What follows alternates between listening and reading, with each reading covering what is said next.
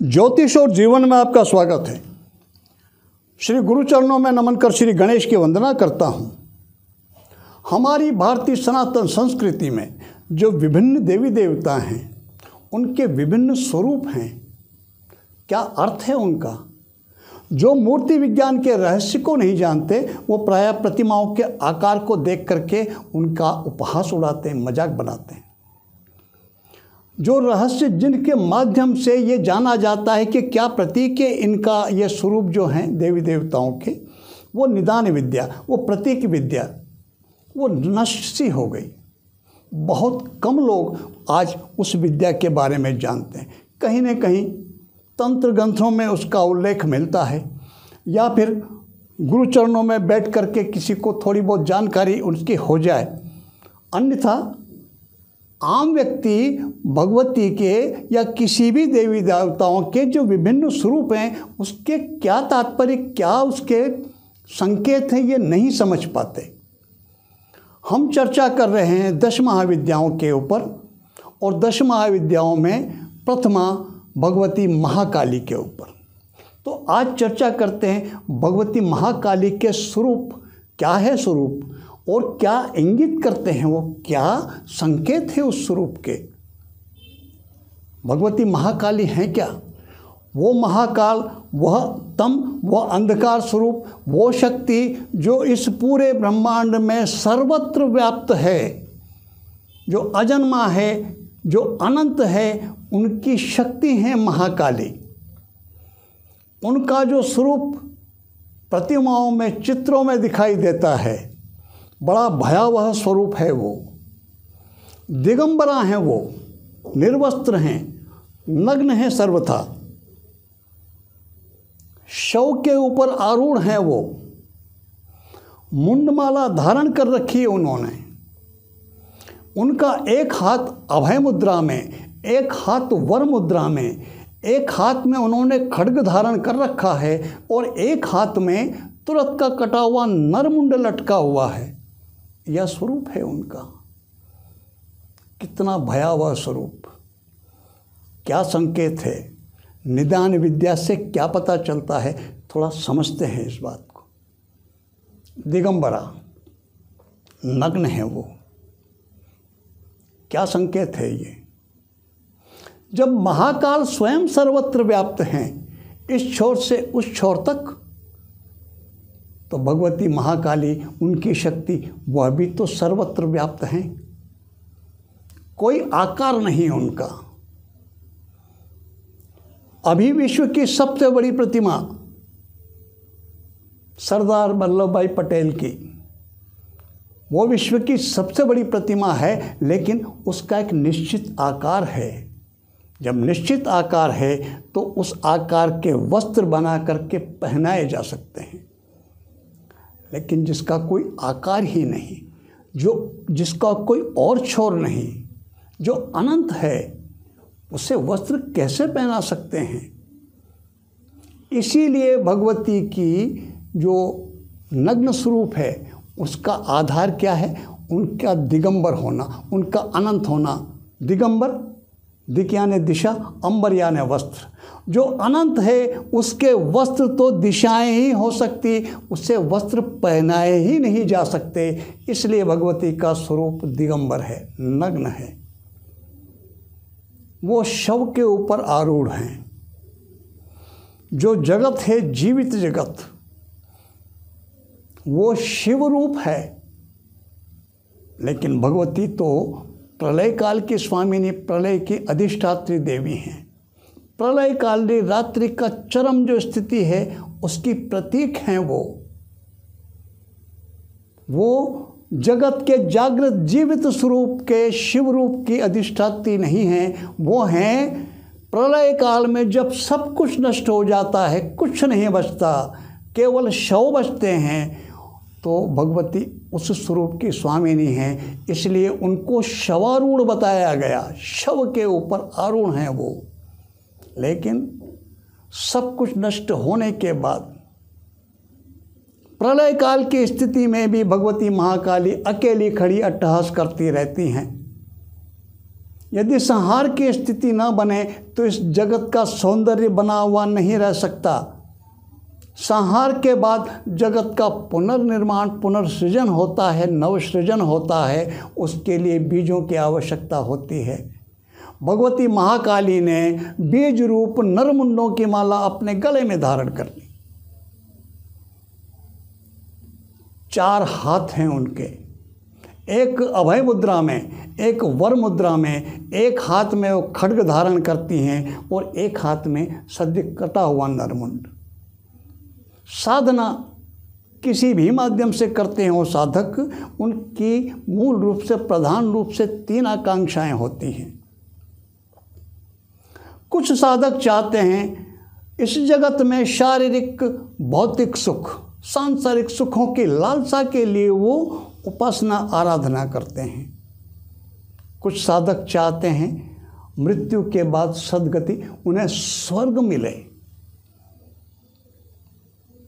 तो जो साधक सांसारिक सुख चाहते हैं, जो शारीरिक सांसारिक भौतिक सुखों की कामना रखते हैं, उसकी पूर्ति के लिए साधक का अभय होना बहुत आवश्यक है, निडर होना बहुत आवश्यक है। जिसके मन में भय की स्थिति रहती हो वो इस जगत में शारीरिक सांसारिक सुखों को नहीं देख सकता, नहीं भोग सकता। तो उसकी पूर्ति के लिए भगवती ने एक हाथ से अभय मुद्रा धारण कर रखी है, अपने उन साधकों को अभय प्रदान करने के लिए, अभय प्रदान करके और शारीरिक सांसारिक सुखों की सृष्टि के लिए। जो स्वर्ग के सुख चाहते हैं उनको स्वर्गीय सुख देने के लिए, वरदान के लिए भगवती ने एक हाथ वरद मुद्रा में धारण कर रखा, एक हाथ से वरद मुद्रा बना रखी। खड्ग वो क्या है? वो ज्ञान रूप खड्ग से भगवती किसी भी साधक का शिरच्छेद कर देती है। और शिरच्छेद का तात्पर्य क्या है? सर प्रतीक के अहंकार का, अहम भाव का। जब तक साधक का अहंकार नष्ट नहीं होगा, मुक्ति का मार्ग प्रशस्त नहीं हो सकता। तो जो मुक्ति चाहते हैं, जो मोक्षकामी हैं, भगवती ज्ञान रूप खड्ग से उसके अहंकार को नष्ट कर देती हैं, उसके सर को काट देती हैं और उस साधक के मुक्ति का मार्ग प्रशस्त हो जाता है। वो भजन तो सुना होगा आपने, ये तो प्रेम की बात है उधो, बंदगी तेरे बस की नहीं है, और यहाँ सर दे के होते हैं सौदे, आशिकी इतनी सस्ती नहीं है। क्या तात्पर्य है सर दे के सौदे होने का? सर दे के सौदे करने का अर्थ होता है अपने अहंकार को नष्ट करना, स्वयं को बिल्कुल पूर्ण रूप से समर्पित कर देना, यही सर देना है। और भगवती का साधक को अहंकार को बिल्कुल निर्मूल कर देना ही उस साधक का सिर काट देना है। सिर नहीं काटा जाता सशरीर, उसके अहंकार को नष्ट करने का प्रतीक है यह भगवती की कृपा। इतना दयालु स्वरूप उनका, लेकिन जिस स्वरूप में देखा जाता प्रायः देख करके उससे भयभीत होते हैं लोग, लेकिन भयभीत होने की आवश्यकता नहीं। भय इसलिए लगता है कि हम अपरिचित हैं उनके स्वरूप से। अपरिचय भय उत्पन्न करता है और परिचय मन के अंदर आधार और प्रेम उत्पन्न करता है, विश्वास उत्पन्न करता है, भय नहीं। कहीं बाहर विदेश में, अपने गांव से, शहर से बहुत दूर किसी स्टेशन पर बैठे हैं आप, आसपास भीड़ नहीं है, 4 व्यक्तियों की बैठने की बेंच पर आप अकेले बैठे हुए हैं और एक व्यक्ति अपरिचित व्यक्ति है, वो आप जानते नहीं उसको, और वो आकर के जैसे बेंच के दूसरे छोर पर बैठता है, आपके मन में स्वतः एक भय उत्पन्न होगा।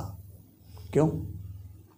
क्योंकि आप बाहर हैं, परदेश में हैं, और जो व्यक्ति आया उससे आप जानते नहीं, वो चोर, लुटेरा, अपराधी कुछ भी हो सकता है। उस अपरिचय के कारण मन में भय उत्पन्न होता है। दूसरी तरफ ऐसे ही आप बाहर बैठे हैं, अपने शहर से बहुत दूर, और उसी स्थिति में अकेले बैठे हैं बेंच के ऊपर, और एक व्यक्ति, आपके गांव का व्यक्ति, आप उसे जानते हैं चेहरे से, और वो आपके आके बेंच पर बैठता है। आपके शहर में जब रहते हैं, आप भी उससे परिचित हैं, देखते हैं, वो भी आपसे परिचित आपको देखता है। आपके बीच में चाहे किसी तरह का संवाद गांव में रहते हुए ना होता हो, वो आपका मित्र ना हो, लेकिन इतना सा आधार है कि आप जानते हैं उसको, परिचित हैं उससे कि मेरे गांव का। वो जब बैठेगा तो आपको भय नहीं लगेगा, आपको थोड़ा सा आधार, संबल, सहारा महसूस होगा। क्यों? क्योंकि आप उससे परिचित हैं, इसलिए भय नहीं लगता। तो अपरिचय की स्थिति में, अज्ञान की स्थिति में भय उत्पन्न होता है, और जब हम किसी को जान लेते हैं तो फिर भय उत्पन्न नहीं होता, फिर उसके प्रति विश्वास और प्रेम उत्पन्न होता है। मनुष्यों में, मनुष्य जाति में सबसे ज़्यादा भय अगर लगता है किसी को, तो वो लगता है मृत्यु से, और उसका सबसे बड़ा कारण ये है कि मृत्यु से अपरिचित हैं, मृत्यु से परिचय ही नहीं, इसलिए मृत्यु से भय लगता है। जिस दिन मृत्यु से किसी का परिचय हो जाता है, जब कोई किसी को कोई साधक मृत्यु को समझ लेता है, फिर वो मृत्यु भय से मुक्त हो जाता है। भगवती मातेश्वरी महाकाली के स्वरूप का जो भयभीत स्वरूप दिखाई देता है हमें, वास्तविक रूप से उसका क्या, किस तरह से इंगित, कैसे पता चलता है, क्या हमें उस स्वरूप का, हमें भावार्थ हमें समझना चाहिए, इस पे संक्षिप्त में मैंने थोड़ा चर्चा करने का प्रयास किया। हमारी सनातन संस्कृति बहुत रहस्यमय है। भारतीय संस्कृति के ज्ञान विज्ञान का कहीं कोई और छोर नहीं। जिन विषयों पर थोड़ी सी मैंने जानकारी मुझे मिली गुरु कृपा से, अध्ययन से, कैसे भी इष्ट कृपा से, उसको मैं इस चैनल के माध्यम से सहज सरल रूप से सिखाने समझाने का प्रयास कर रहा हूँ। यदि आपको यह मेरा प्रयास आपको अच्छा लगता है, सार्थक लगता है, तो आप मेरे चैनल को सब्सक्राइब कीजिए, लाइक कीजिए, शेयर कीजिए, दूसरों को बताइए, खुद जुड़िए, दूसरों को भी जोड़िए, अगर आपको मेरा प्रयास सार्थक लगता है तो। और एक और बात बहुत जो आवश्यक, मैं कई बार बोल चुका, और वो ये कि 75 की एज कंप्लीट होने के बाद मैंने वर्षों, करीब 16-17 साल तक बहुत परिश्रम किया व्यक्तिगत रूप से परामर्श देने का, और व्यक्तिगत रूप से परामर्शकार मैंने बिल्कुल बंद कर दिया। इसलिए मेरा कोई नंबर अटेंड नहीं करता हूँ, व्यक्तिगत रूप से कोई परामर्श नहीं दे पाता हूँ। भगवती महाकाली आप सब पर कृपा करें, आप सबको सारे आपकी सबकी मनोकामनाएं पूर्ण करें, आप सबकी जो भी विघ्न बाधाएं हैं उनसे आपको मुक्त करें। इसी प्रार्थना के साथ मैं आप सबको नमन करता हूँ। नमस्कार।